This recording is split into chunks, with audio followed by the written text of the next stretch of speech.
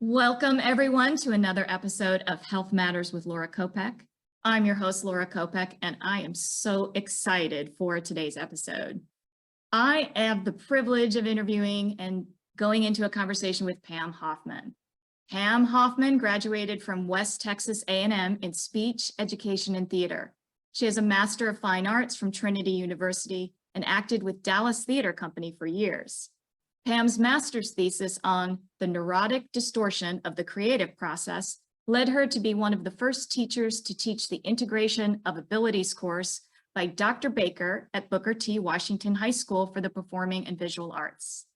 Today, Pam has a long-standing business in nutritional supplements and green homes, but today we are going to dive into the simpatico experiences her and I have as fellow thespians and educators, and explore our beliefs around acting, role-playing, and its impact, both pros and cons, on the health and wellness of an individual. When Pam and I briefly chatted about doing these episodes, it was weirdly apparent that we had almost too much in common. For those of you who don't know, my first career was in theater, and I shifted to education. And my first master's explored the educational psychology and social learning theory around acting and role-playing. I've spent many hours researching the impact of role-playing, both the good and the bad, and I cannot be more excited to get into this with Pam. So I hope you enjoy today's episode. Welcome, Pam. Oh, thank you. So good to be here. I'm excited. Yeah, me too. In the candy store. So, well, cool. I want to just start with what led you to picking that as your thesis topic?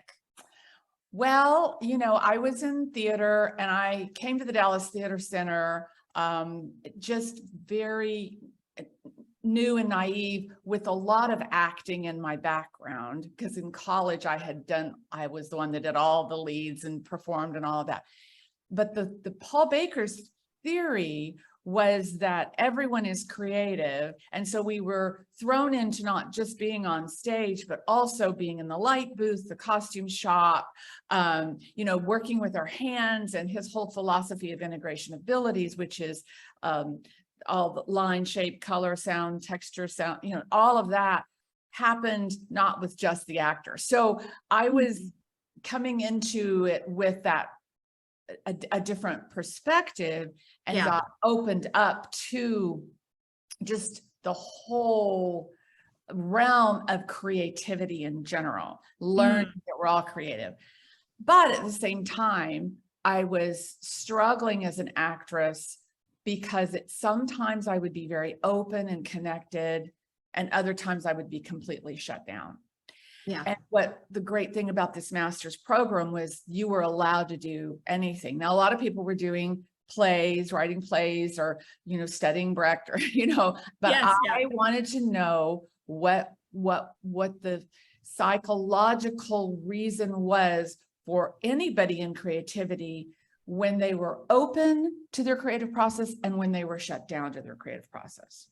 And that led me just through this whole journey of understanding that it had to do with childhood trauma, that you're going along and all of a sudden you're triggered, and at the same time, the trigger might shut you down, and because it's something about your past. But at the same time, as you remember being an actress, you're always learning to draw on your emotional base.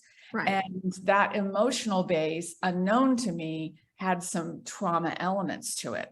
So I would have these open, for example, I was playing Roxanne in Cyrano de Bergerac, and there was a very famous British director, and Roxanne, at the end, the dying scene, Cyrano has the big scene, and we were in rehearsal, and I just got so emotionally connected to him dying, and I had all this emotion. Well, he's a very British actor, and he's a British director, and said, no, you cannot express that emotion here at this point in time. So there was all of this confusion sometimes. Yeah. By and large, I was using acting, and I think this is where it has the very health basis. A lot of people get into it because they're able to process emotions, deep emotions that they can't in real life. And so it Right. becomes a very healing path. So Right. all of that was what made me go into that as a subject, which everyone kind of looked askance and rolled their eyes, but they were very allowing. It's like, you do whatever you want. And Yeah. so I got it done. It's so fascinating. It's just so fascinating. When I was my first degree, I got my BFA, I was at the University of Arizona, and their approach in the BFA program was similarly, it was all about working as an ensemble, and they didn't want to cultivate prima donnas. So whatever your emphasis was when you came in, whether you were emphasizing in acting or lighting, you did everything. And I mean, to some regard, they had free labor to put on a show, right? To build the show, the costumes, the set, and all of that. I understand that, but it also grew an appreciation. And in doing so, I think people, changed their majors in that. But it was doing Caligula. And I was at that particular time in the stage management side of that show. My roommate was in the cast, and it was, a very dysfunctional, the story is about a very brutal, abusive emperor.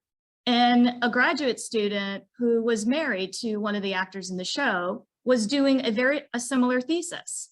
And she wanted to come in and interview the actor's process and how it was affecting them.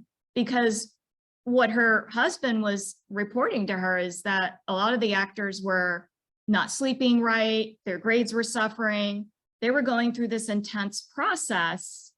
And from some of the ways that actors are trained, to be truthful is to tap into your own, right? And you and I have talked that we both believe that actors are drawn to the creative process because it's a safe way, right? If I am this character, if I am Juliet, I am Romeo, I don't have to be me, but I get to tap into some of those personal traumas that allow me the resources of that emotional well to draw from.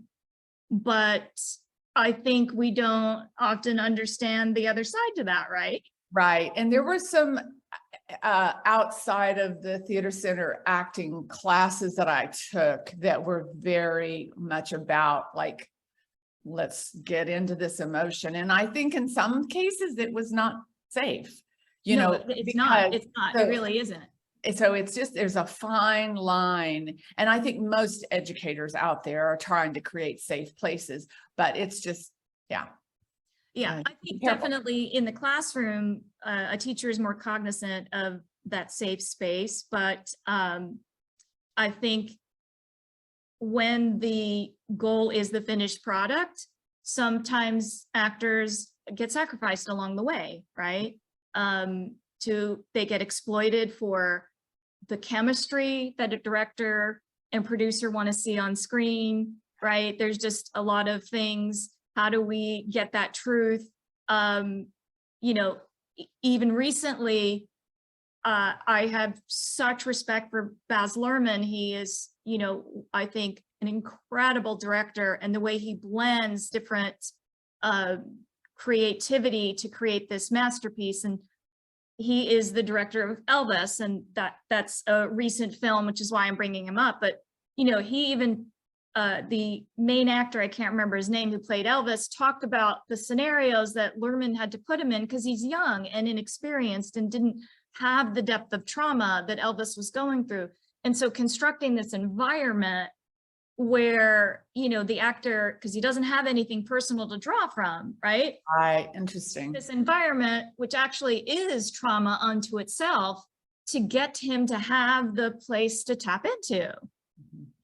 Yeah, and on the flip side of all this, because it's just a fine line, it can be so incredibly powerful and healing. I used to teach junior high improv, and high school kids. And I taught at the theater center, little ones, all the way from 3-year-olds all the way, and directed. And when you put those kids in improv, oh my gosh, they flourish at that age. Because they're desiring communication and they want to express their feelings, and then they come out of it, feeling better about themselves. So there is that. Absolutely. When I was teaching middle school and high school, I recognized really early on, they're all not going to become actors. They're all not going to become thespians. They're not going to go off and major in college, but this is an opportunity to explore different things, whether it be raising their awareness about, social consciousness, or, the way that age-old question, does art reflect life or does life reflect art, right? I mean, when you brought up Brecht, right, some of these playwrights before television, before social media, used theater as a means of taking a political position, or a position that said, hey, we need to bring attention to these social issues. And so in school, I think it was an opportunity to do a couple of those things, right? Is to allow somebody to step outside of themselves and explore themselves, but to think about the world around them a little bit differently too. And the power in that, right? Yeah, absolutely. Yeah, Absolutely. yeah. What did you find besides improvisation was always kind of a healthy exploration for these kids? Well, I mean, it's interesting letting them have their own process of development. So what I was taught from Paul Baker was that we draw on a communication process of understanding line, shape, color, texture, sound, silence. And so what really I enjoyed was transferring that to a child of any age and exploring at their own age development what that meant. And there was exercises that we would do to help them, like there was a nature object exercise, and this is in Paul Baker's book, and it worked great for kids, where they study a nature object, they carry it around with them for days, they draw the line of it, they walk the line of it and out of it, and this is they would create their own plays and their own scenes, their own plays, and then working together. I think it's the collaborative piece of theater that is so healing for a teenager, for adults too, because I mean, it's a community, and it only works if everybody, is right there committed, and it teaches them so many skill sets of life. I think having that background, everyone could use it, Oh, I know, right? Yeah. It's really interesting to think about, arts are always the first to have funding slashed. Yes. But the school overall, in order for the business of school to work, it has to follow more of a left brain model. And right brain dominant kids are either figuring out how to creatively play the game of the left brain model, or they just don't feel connected and they don't feel like they have a place for themselves. And you start to look at all the different places that theater can fill in that gap for those kids, right? If they're not feeling a sense of community within the business of the school, if they don't feel they're thriving, and to create a place, when I got to that big university, but it was that small little theater department. Yeah. And we became a family, unlike any family and even in COVID, some of those people I went to school with, we hadn't been in touch in 30 years. Like, hey, let's do a reading on Zoom. Just because in the height of the shutdown, we wanted a sense of family that we couldn't just replicate artificially. We knew there was that connection, right? Mm-hmm. And I still think about that community in some of those schools, and what it meant for those kids to really have that creative process, and how important that is. Yeah.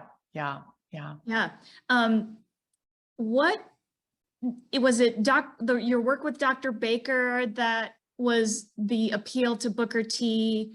Like we think about Well, Booker T. Washington as this arts magnet school, but what you're talking about is so cool. Well, what a lot of people don't know is that Dr. Baker started Arts Magnet.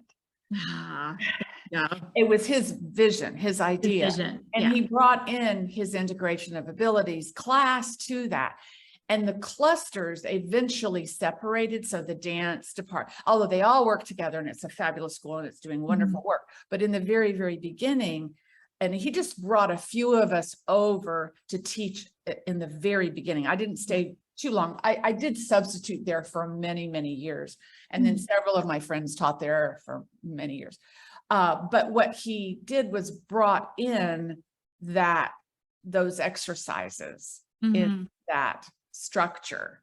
And I think they may still have a class called Creative Process or Integration of Abilities. And I took it on, another teacher and I took it to KD Studios.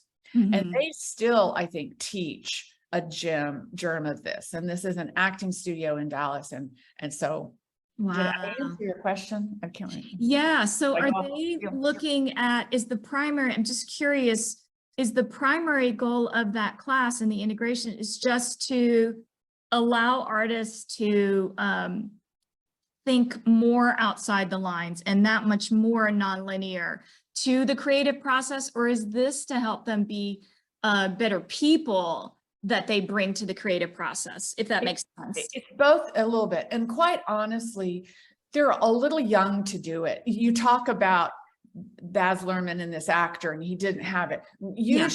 Really, I mean, the older you are, the more powerful that nature object exercise really is. Sure. But I think back to your point, it's mostly to bring them to the understanding of their own creative process and how then they can move it into the dance cluster, the design group, if you're writing a play, if you're, the actor, if you're designing the lights. And it's a kind of a communication where everyone's on the same page. So if the director is meeting with all of those people, the actor, and the light designer, the costumer and all that, they're going to be talking about the play using this communication. What is the line of this play? What is the texture of this play? Where are common rhythms? And so then everybody goes off and does their work and comes back together, and there's a little bit of a cohesiveness. But in the individual creative process exercise, it is really about just getting in touch with themselves. And it's very personal. Yeah. How cool. I think that we don't even really, right, as an audience, we come to something and we go, oh, that cast has great chemistry, right? Like as if it's something that just is pixie dust that magically, and probably in some directors' process it is. I just think that the success hinges on the casting director to put that chemistry together. But what I'm hearing is there could be a process where you even develop that chemistry because everybody's moving with the same rhythm and the same sense of all these other intangibles that make up that collective.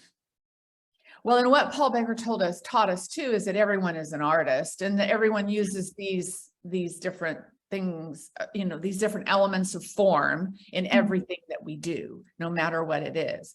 And it's a life process. So my husband, I met my husband at the Dallas Theater Center, and he was only there 1 year, but he was there long enough to get this understanding.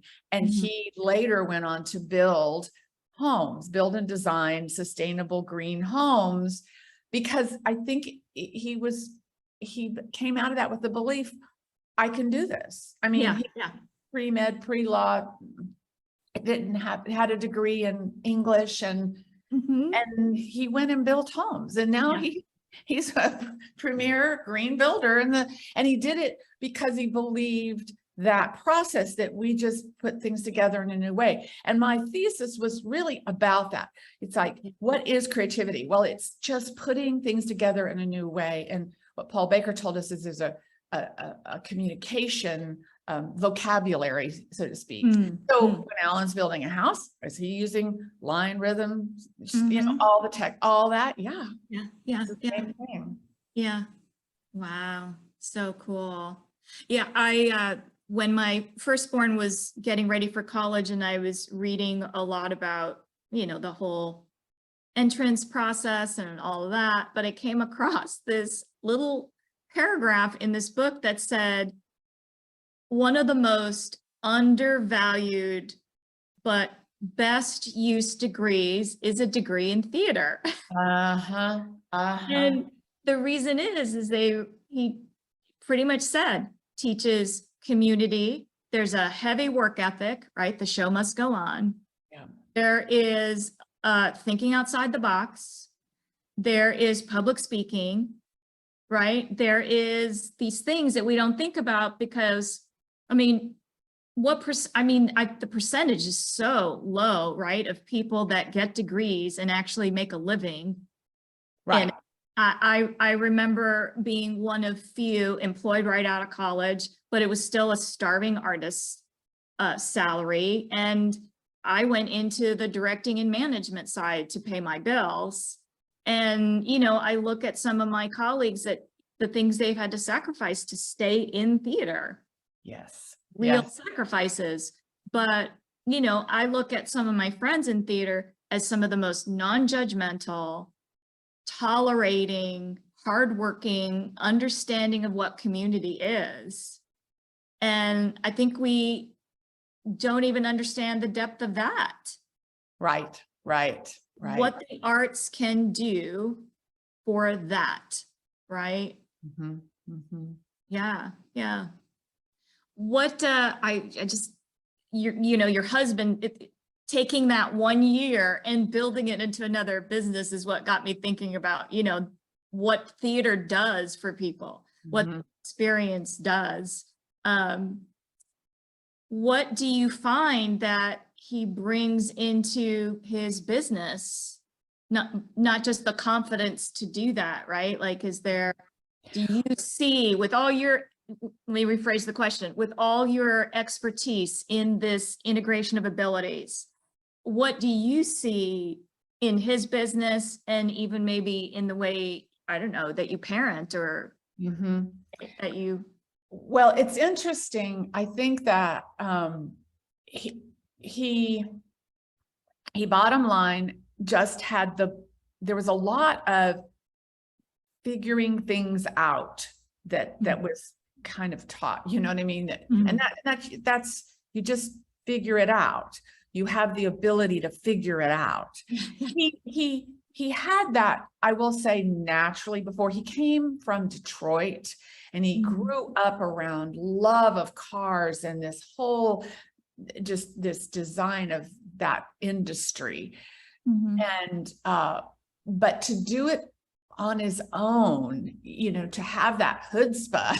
I think he just took what he kind of already knew, and then just this real strong belief that he could figure it out. I know that's kind of simplistic, but no, it is too, right? I mean, and the resources, not to interrupt you, but go ahead. So it's also about resources. So you learn to, you know, you're always resourceful in the creative process of thinking out of the box and what is going to work. And then you apply it and fail, and apply again and fail, and apply again and fail, and eventually kind of find your way in it. Oh yeah, I think creative thinking, I mean, they talk about what's missing in business, right? The more heavily education focuses on tech, and it is that creativity is really missing, and that thinking out of the box, and, you know, these work environments that are moving into and fostering real creativity. It's just so important. And I mean, those of us that have been in the arts can see the importance of it. But I think those that aren't can often just think, oh, that's just playing games, when there's so much more complexity going on, right? Even just that idea of working within trauma, for ourselves. And that's why role playing is, a part of a lot of therapies. Counselors use role playing for kids because it's less confrontational for them to expose themselves, right? It can be something used in PTSD scenarios where that role playing can make that victim feel really empowered, by creating a different personal narrative around the trauma. Yeah. Yeah. So, can you speak to any of that role playing as we start to talk about, how we can think about this in terms of health and wellness? Yeah. Well, for me, again, that journey of theater was so important because it allowed me to express some childhood trauma that I didn't know that I didn't know. I had actually no memory of it. And it gave me, and I think that's why I wrote my thesis. I mean, go back to that question. I really was in the beginning of working out what is going on, inside of me. And so I think theater was led me very healthily in a way to a point where I had expressed a lot of feelings and a lot of roles pretty successfully. It's what made me a good actress, is I would draw on this. I didn't know where it was coming from, and then there came a point where I think it prepared me for when then I left theater and I got into a therapeutic setting. It was just an easier transition than maybe some people make. And I believe I didn't get into drugs and alcohol. There was no other addictions. This was my addiction. And I think I'm just grateful to it, because a lot of people who are struggling with some childhood trauma, and haven't gotten a therapist or don't even know why they're acting out. Often don't, go to some more negative things. And I was addicted to the theater. I mean, I performed pretty much from the time I was 16 years old till my daughter was born. But then my health crashed. That's another topic down the road. But then I was able to kind of pick myself up and go, okay, what's going on here? I have to make some changes. And then I was in a whole new trajectory and journey of my life, utilizing all that had come before. But yeah. I think one of the things that I learned in my journey is that sometimes we can be walking through something thinking that we're working through it. Yeah. Right. And so like theater is a really interesting way of thinking that, well, I'm tapping into this stuff, or I'm right. But the safety of the role, the safety of I'm not really myself up here exposing myself in a raw manner where I could be rejected. In fact, it's set up to be the exact opposite. I expose myself emotionally and I get applause. Yeah. And there is a little bit of downside. Very addictive. Very addictive. It's very addictive. And what happens is then you don't go and do the real work. You don't know what your real story is. Yeah. And part of my thesis was about painters because I studied all artists, the neurotic distortion of the creative process of all artists, and painters in history that get stuck and they paint the same thing over and over and over because they're not going through it and working out to the other side. I love it. Yeah. Did you do anything with Picasso or Van Gogh? There were, I mean, I have to go back. It's been so long. I think it was more general. There were some. I can't. Yeah. Because that's the first thing that I thought of. I mean, Picasso is known as one of the ultimate narcissists. Yes. He really started painting and getting stuck in the distorted one-dimensional visual expression of the female. Yeah. Right? And it was really the place he was stuck in, the way that he was treating women. Or Van Gogh looking for Oh, that yes. answer, that spiritual quest And that was yeah, on. that is when so I used the drama of the gifted child, which was one of my resources, which is written originally about one of the first German writers who wrote about child abuse and the impact on someone's life. And now here we are, really embracing all of this in this time, right? Yeah, It's very common knowledge. Everyone's talking about it. In 80, early 80s, I was kind of on the cutting edge of this. A lot. Yeah. This was not like, why is she talking about childhood abuse? Right. But I was talking about it, but I hadn't even tapped into my own story. It was ironic that I was writing this thesis, trying to find my own story, and didn't even tap into it pretty much until my acting career was not over, but making that transition. Yeah. I have a family member that went into theater and then film and television, and we always joke that people leave acting once they have figured out how to get real help.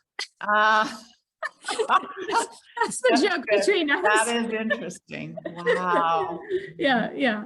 Because there's just so much there, right? I mean, for me, coming from a family of origin where I've heard this too, where children of super critical environments, right, where you don't get that freedom of expression, can wind up in the arts. Right. So for me, a lot of it, I mean, there were so many things, but coming from an abusive home and where my compliancy and I was valued by controlling parents and the layers of abuse that came at that, to the imagination, right? The land of imagination is the ultimate safe space for a child that is in an abusive home and with abusive parents, and the craving for unconditional love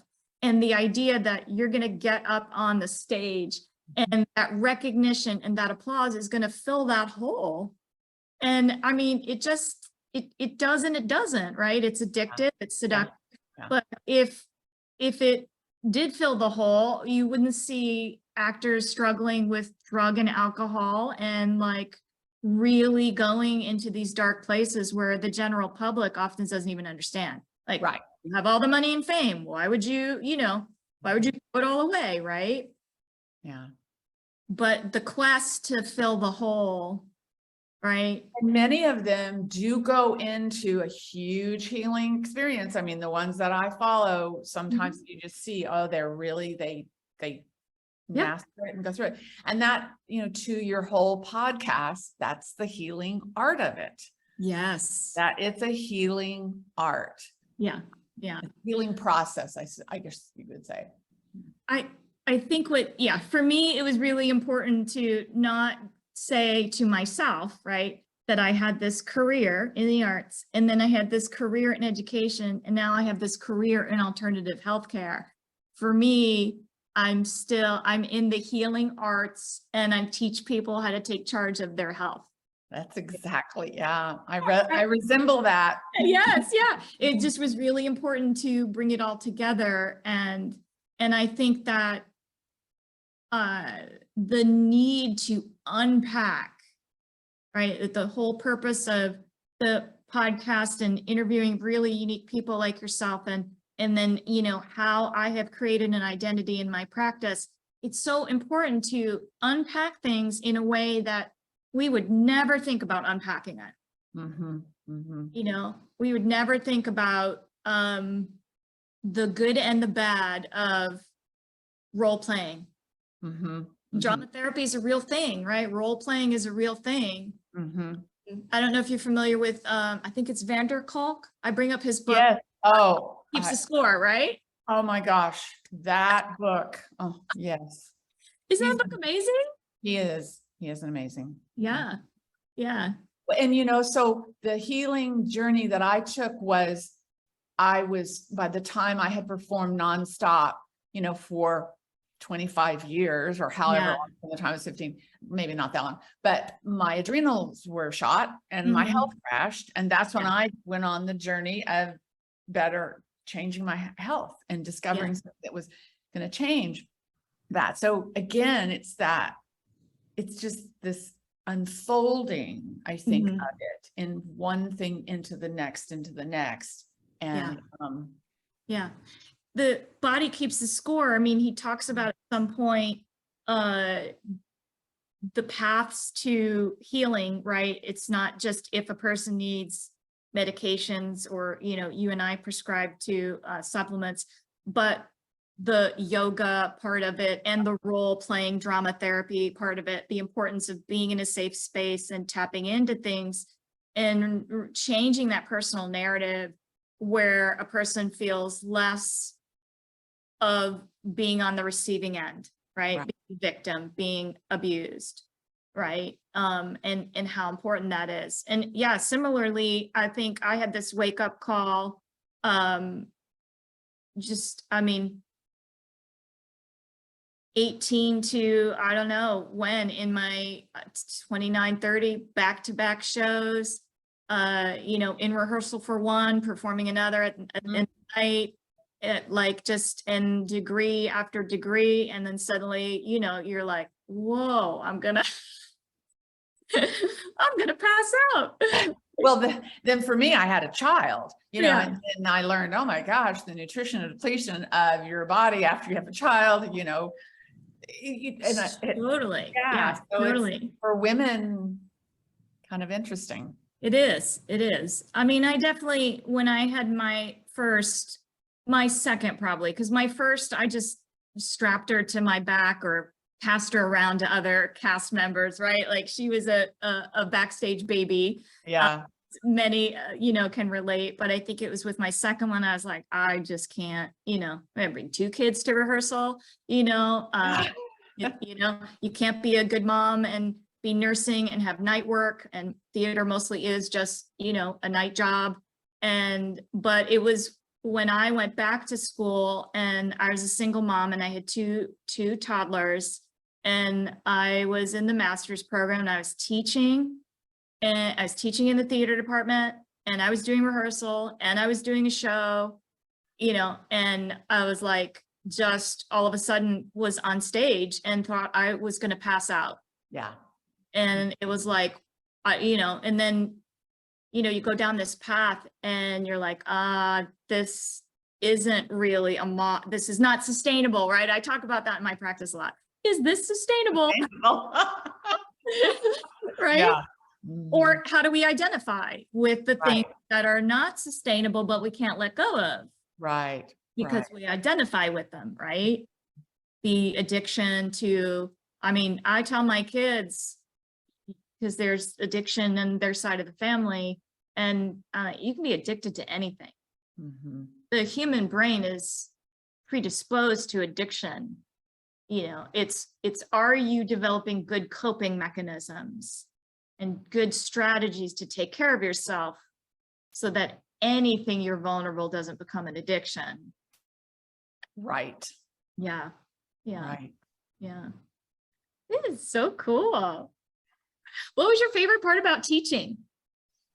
I was always a natural teacher. My dad modeled, he was a high school football coach. So my background was I went from small town, Saturday Night Lights, or Friday Night Lights. Friday Night Lights, yeah. Kind of my life. And he was an amazing, amazing teacher.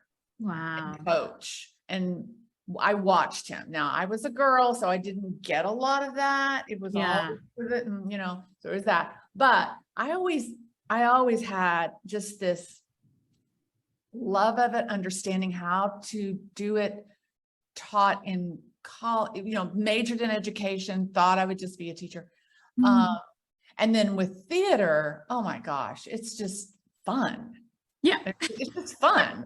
It's fun to watch them come alive and have all these experiences and have it, and it's fun to watch a show come together, talk Oh, about yeah, the huh? process, and to Yeah. watch kids put on a show. Yeah. You Yeah. know, they're just so precious. And Yeah. whatever age I was teaching them, it was always really a lot of fun.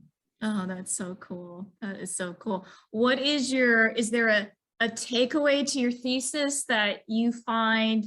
I'm sure the overall message integrates into, who you are as a person and what you bring to your different phases of life.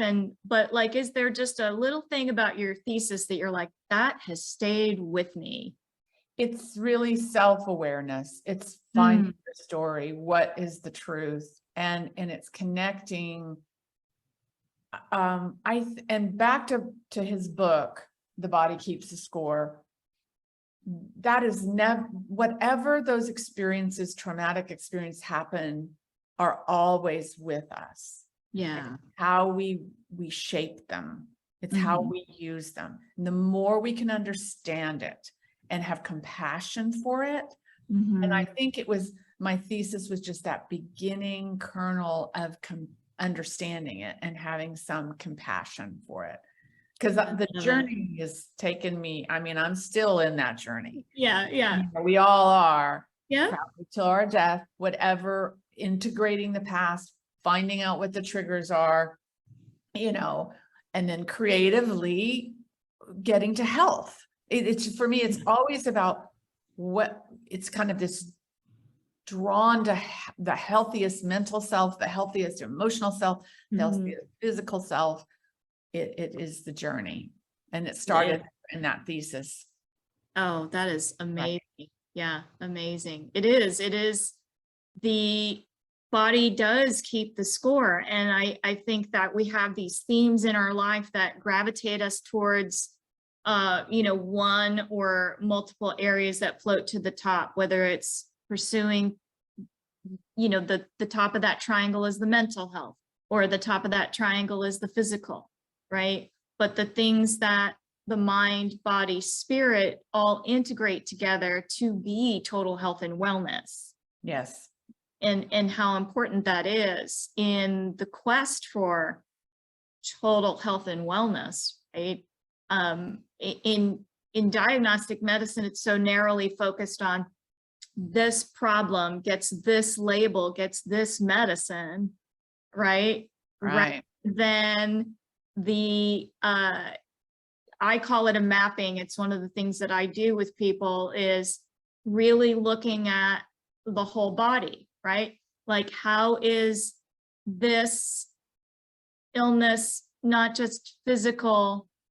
What are the mental implications of it? How is it affecting your psyche, right? Like, if there is OCD, for example, right? Like, there's going to be I'm working with somebody right now. There's a dietary piece to it that is affecting their mental health. Then there are chemical imbalance related to nutritional deficiencies.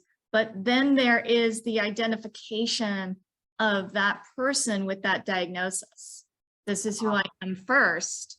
Well, as long as we identify with something in particular, to the good or the bad, we're not whole, right? That leads the invisible conversation of, working with anyone, right? Like, eventually all those things bubble up and we'll either face them or not face them, right? We're all on this journey, as you said.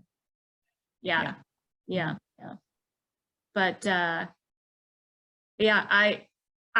think it was so interesting. I mean, Weird came together through Great Girls Network. Yes. We're part of a women's group, and I came in with a bunch of other holistic practitioners, but the group has some business women in there and all kinds of things. And it was just that's how we met. Yes. Yeah. But little did we know the synergistic piece that we would have. I know. Like, I don't think I've ever met another human being whose 3 careers are like what my 3 careers, like never, ever. And with such a, big understanding of how those all integrate together in a way, Mhm. landing in that total health and wellness piece. Yeah. Yeah. So cool. Well, I know we're going to do we have to do another episode on health for sure. Right. And dive into some of the things that you and I both specialize in. But I'd love for our listeners to get a little bit of if there's anything you want to share, that's just a little tease or, a commercial for our next episode of just how this is, I know your personal health journey led you to this place. Mine too. Yeah, it's really a very simple story. I was always interested in nutrition, even throughout all this. But I was like a sugarholic. I wasn't an alcoholic, but I mean, sugar was an addiction, certainly. And then the stress response, and then just not being able to get up in the morning, being exhausted all the time, going to the doctors. Nobody's had any solution back in 1994, And so I discovered a company that produced really high quality, superior nutritional products to supplement. And then it took me on the journey of changing diet and everything. But I started with that. And within a month, I felt better at 40 than I had in my 20s. And I was just off and running, kind of following their lead, and then eventually become an advocate of healthy lifestyle wellness on a lot of levels, which you and I can talk about another time. It's such a big, I know it's a huge subject. It will get a huge subject. Yeah. But I love that our listeners get to hear this perspective on your journey, my journey, and just this new, connection that this new relationship that I hope we continue to have, because this is awesome. Yeah. But also to just really get people thinking about that total health and wellness so completely differently in a way they might have never thought about it before. Yeah. Absolutely. Yeah. So cool. Well, that was a great time talking with Pam. I hope you really enjoyed that episode. It was kind of new and different for me, and I hope for our listeners too. I hope you join us again for another episode of Health Matters with Laura Kopek. Thank you, and have a great new year.